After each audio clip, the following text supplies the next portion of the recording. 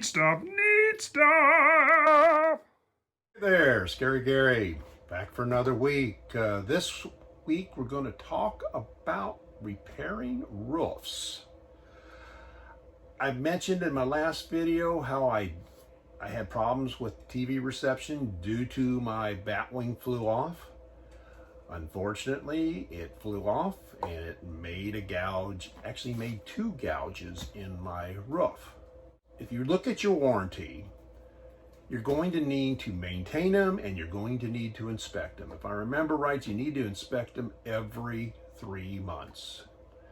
I inspect mine every time I bring it back. I usually clean it every time I bring it back, which is a good opportunity to look the whole thing over. And the one thing, you can say, yeah, I do this. Yeah, I do this. But you know what? If you take a picture of it, or have somebody else take a picture of it, then you got proof.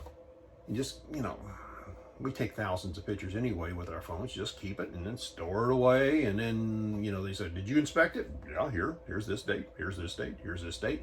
And you got proof you did inspect it. Remember, water is your trailer's worst friend. And you don't want water to be coming inside your trailer, because you may not even, it's not like, oh, we got a leak, we can see it in the roof. It may be coming down a wall, or it might be coming down a pipe or something on the edge, and it can cause all kinds of problems when you don't even know it's a problem. So I don't have a slide topper, so every campground I'm in that has trees around it, I'm always going up on top to sweep the slide off before I bring it in. And that's when I noticed it. I went up on top and I said, what the heck's that? I thought first it was a leaf, and nope, it was a big old gash.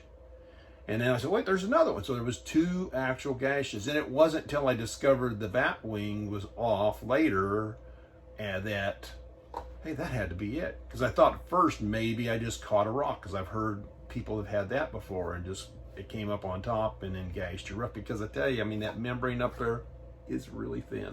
It's really thin, but it can be fixed. And the best thing to do is go buy the products.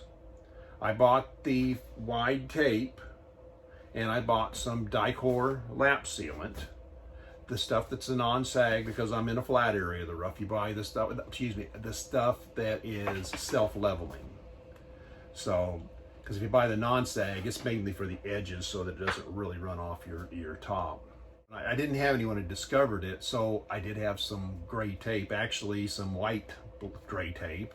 And I put a couple pieces of gray tape on it, then went down the road to the next place, checked it, actually kind of retaped it again, just to make certain I was going to be waterproof temporary. And then once I got home, which was just 2 more stops after that, then I went to repairing it. So first things first, you have to remove your gray tape. And then you want to clean your substrate. You want to, and the best stuff I found is just rubbing alcohol.